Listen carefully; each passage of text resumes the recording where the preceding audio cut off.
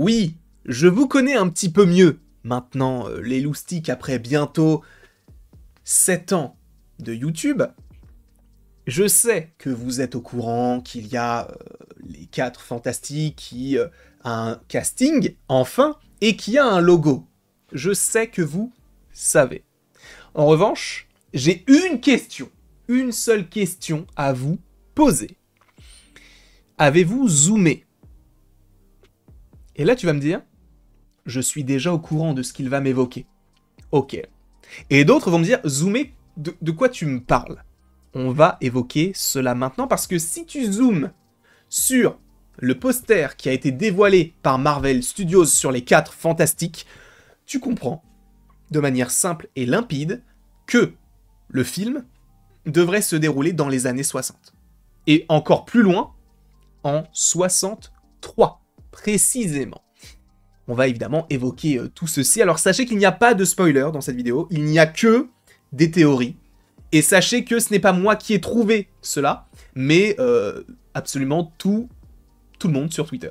En fait, je me baladais et je me suis dit, mais c'est incroyable. Donc je vous précise quand même que cela ne vient absolument pas de moi, d'accord? Je vous le précise.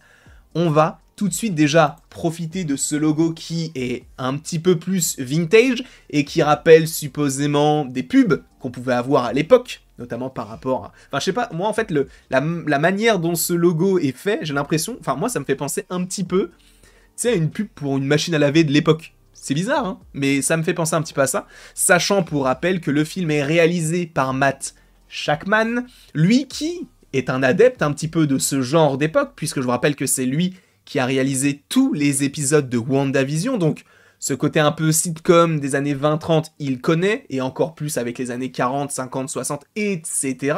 Bref, en tout cas, on a les 4 fantastiques qui s'est dévoilé, en plus de ça, avec un poster, bien évidemment, de droite à gauche, nous avons donc Pedro Pascal, Vanessa Kirby, Joseph Quinn, et nous avons bien évidemment la chose, sachant, si je ne dis pas de bêtises, que le robot a un nom, je ne sais plus comment il s'appelle, mais bon.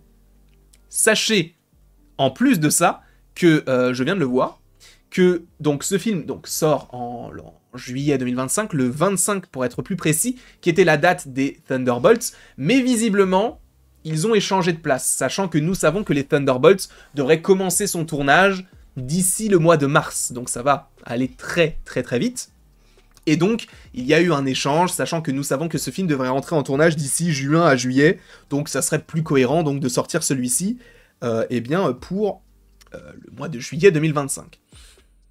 Sachez que si vous zoomez plutôt, parce que si je dis sachez, il faut dire vous après, mais sachez que si vous zoomez sur la chose, vous avez une affiche, du coup une première de couverture de son magazine, qui, en fait, t'indique à quelle époque se situe cette scène-là.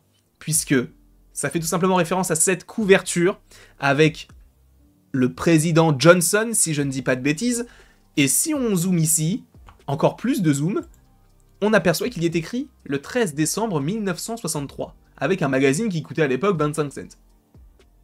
Une autre époque. 1963. Ce qu'est en train de lire, en fait, le personnage, on le voit, il y a écrit MTI, avec donc le président, on voit comment on appelle ça, le drapeau, qui est donc sur le côté, c'est ça. C'est c'est même pas MTI, pardon, c'est Life. C'est écrit Life, parce que moi je vois MTI. Bah après, peut-être que, justement, ils ont changé ça, mais bref. En tout cas, sur le poster, on reconnaît l'affiche avec Johnson, qui signifie que s'il y a un magazine de l'époque, cela fait référence aux années 60. Ok? De plus, on a le côté astronaute, tout ça, c'est super, c'est sympa. Mais, donc cela confirme bel et bien que le film se déroule dans les années 60. Et il y a une question qu'on peut se poser. Ok, on est dans les années 60, là dans le MCU, on est quoi, en 2025, 26, 27 peut-être? Ils sont où? Parce que ça fait 60 ans là. Tu vas me dire, mais du coup, alors attends, si ils sont dans notre univers, cela signifie que ils ont plus de 100 ans, puisque là, on peut supposer que Pedro Pascal et Vanessa Kirby ont supposément fin trentaine, début quarantaine, déjà. Donc si tu rajoutes à peu près 60 ans là-dedans, ça fait 90 ans, 100 ans à peu près. Donc comment est-ce que tu vas rendre ça crédible? Donc, il y a deux options qui se proposent. Première option, qui est somme toute la plus probable, c'est que nous soyons dans un autre univers, et on l'avait déjà évoqué. Que nous soyons dans un autre univers, sachant qu'on sait que on va évoquer de plus en plus le multivers, on sait que, par exemple, Monica Rambeau, attention, spoiler, dans le film The Marvels, eh bien, a fini par aller dans un autre univers. Dans Doctor Strange, on en voit des milliers, enfin pas des milliers, mais en tout cas on en voit beaucoup. Bref, on a des univers qui s'établissent, et c'est sympa. Et là, on a les 4 fantastiques qui pourraient être dans un autre univers, un univers donc rétro-futuriste, puisqu'on voit qu'il y a un petit robot, ils ont des pouvoirs, et bon, ils sont allés sur la Lune, tout ça, c'est sympa. On peut partir là-dessus. Sur un autre univers qui, pour le coup, existe, et qui, enfin, dans lequel il y aurait donc les 4 fantastiques. Ça serait, en vrai, une belle possibilité, à mon sens. Ce serait même la solution la plus probable, sachant que du côté de notre univers, on n'a jamais entendu parler des 4 fantastiques, on n'a jamais entendu parler des antagonistes qu'il pourrait y avoir dans ce film-là, et attention, spoiler, je vous laisse 5 secondes. On te parlerait supposément de Galactus, on n'en a jamais entendu parler dans le MCU, on a entendu parler vite fait des Éternels et des Célestes, mais ça n'est pas allé plus loin que ça, en tout cas d'un arc cosmique en lien avec la Terre. Plus loin que ça, ce n'est pas possible. Donc, un autre univers, ça, à mon avis, c'est ça. Mais, il y a aussi cette idée-là. Le monde quantique. Parce que ce qui serait assez intéressant, ce serait que ces personnages soient véritablement des personnages qu'on a découverts dans les années 60, mais que lors d'une mission, ils sont tombés soit dans un autre univers, soit dans le monde quantique. Et sachez que ça me fait un peu bizarre d'en parler aujourd'hui, parce que j'aurais jamais pensé à en reparler, même si on en avait déjà parlé vite fait dans d'autres vidéos, mais avant même d'avoir le décor, on faisait des vidéos dans la voiture, parce que le décor était en construction, et je n'avais plus de décor dans ma chambre, donc je tournais dans ma voiture. Et j'avais fait une théorie où je m'étais dit, et si en fait les 4 fantastiques, ils avaient toujours été là, mais qu'ils étaient coincés dans une dimension, peut-être la dimension noire, peut-être la dimension, peut-être la dimension de la matière négative, là je ne sais plus comment elle s'appelle, mais bref, ou peut-être uniquement dans le monde quantique. Sachant que tu vas me dire, oui mais attends, c'est pas logique, puisque dans Ant-Man et la Guêpe Quantumania, on sait que Janet, elle a vieilli, donc eux aussi ils vont vieillir. Ah ouais? Mais Ant-Man, lui, quand il est dans le monde quantique dans Endgame, il a pas vieilli. Il a passé 5 heures dans le monde quantique, il est revenu, ça faisait 5 ans.